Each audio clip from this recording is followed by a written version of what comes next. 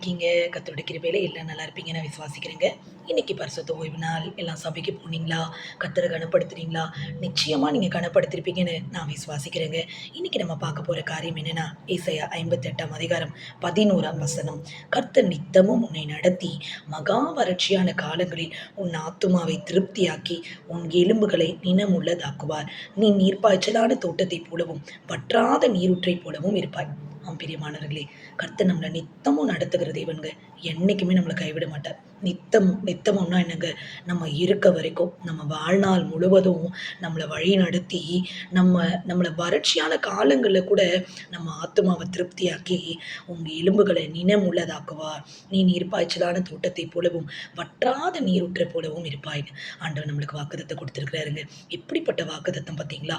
நம்மள நித்தமும் நடத்துகிற தேவன் நம்மோடு கூட இருக்கிறாருங்க. நீங்க நினைக்கிறீங்க, அ வறட்சியான காலங்கள், அ இங்க இந்த நாள்ல எங்களுக்கு ஒரு விளைச்சல் இல்லையே, எங்களுக்கு எங்க தேவைகள் சந்திக்கப்பட முடியலையே, அடுத்த நாளைக்கு நாங்க என்ன பண்ணுவோன்னு நம்ம நெனச்சு கவலைப்படுறவங்கள பார்த்து கர்த்தர் சொல்ற காரியம் என்னன்னா, நான் உன்ன நித்தமும் நடத்துவேன். நான் நித்தமும் உன்ன நடத்துறதுனால, நீ எதுக்கும் பயப்படாதன்னு ஆண்டவர் நம்மள பார்த்து சொல்றாருங்க. மகா வறட்சியான காலம் வந்தாலும், உன் ஆத்துமாவ போஷிக்க நான் இருக்கேன்னு கர்த்தர் சொல்றாருங்க. அதான் ஆண்டவர் நம்மள பார்த்து சொல்லியிருக்கிறாரு.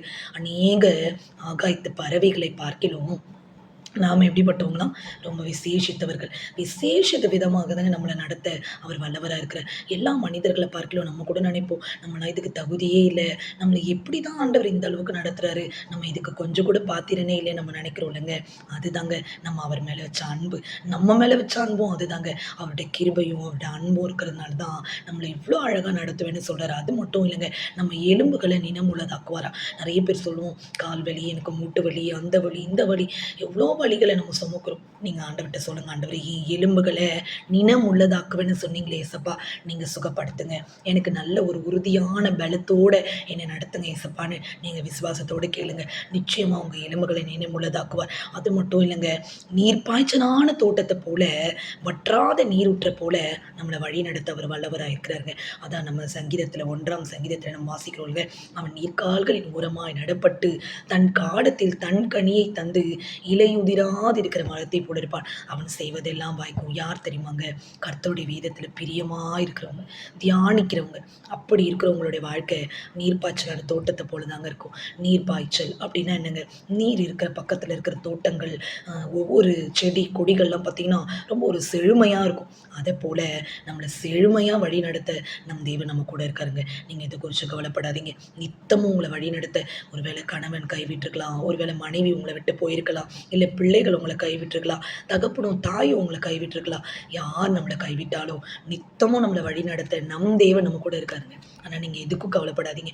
அது மட்டும் இல்லங்க, இதே அதிகாரத்துல 14ஆம் வசனத்துல ஆண்டவர் சொல்றாரு, "கர்த்தரில் மனமகிழ்ச்சியா இருப்பாய். பூமியின் உயர்ந்த இடங்கள்ல உன்னை ஏறி இருக்கும்படி பண்ணி, உன் தகப்பனாகிய யாக்கோபுடைய சுதந்திரத்தால உன்னை போஷிப்பேன்னு" சொல்றாரு. இந்த ஆசீர்வாதம் யாருக்கு தெரியுமாங்க? ஓய்வு நாள கனப்படுத்துறவங்களுக்கு. ஓய்வு நாள நம்ம எப்படி கனப்படுத்தணும்னா, நம்ம சொந்த பேச்ச அன்னைக்கு பேசக்கூடாது. நம்ம கால நம்ம சொந்த காரியங்களுக்கு விலக்கணும். நமக்கு இஷ்டமானத அன்னைக்கு செய்யக்கூடாது.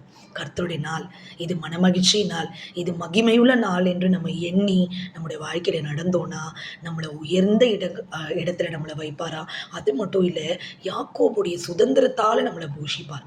எப்படிப்பட்ட ஆசீர்வாதம் பார்த்தீங்களா? யாரும் இந்த வார்த்தைய சொல்லுங்க. கர்த்தருடைய வாயே இத சொல்லிட்டு. அதனால நீங்க விசுவாசத்தோட இருங்க.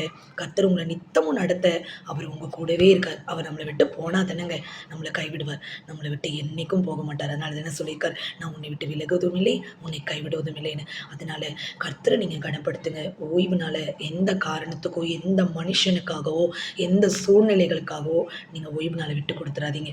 நீங்க எவ்ளோ அந்த ஓய்வு நாள கனப்படுத்துறீங்களோ, உங்கள நித்தமும் வழி நடத்த நம் தேவன் நம்மோடு கூட இருந்து நம்மள வழி நடத்துவார். அதனால இத குறிச்சு கவலைப்படாதீங்க. தைரியமா இருங்க. விசுவாசத்தோட இருங்க. கர்த்தரிடத்துல நீங்க கேட்கிறது எல்லாவற்றையும் பெற்றுக்கொள்ளுவோன்ற நம்பிக்கையோட கேளுங்க. உங்களையும் உங்க குடும்பத்தையும் கர்த்தர் அப்படிப்பட்ட ஆசீர்வாதத்தால நிரப்புவார். கர்த்தர் தாமே உங்களோடு கூட இருப்பாராக. God bless you.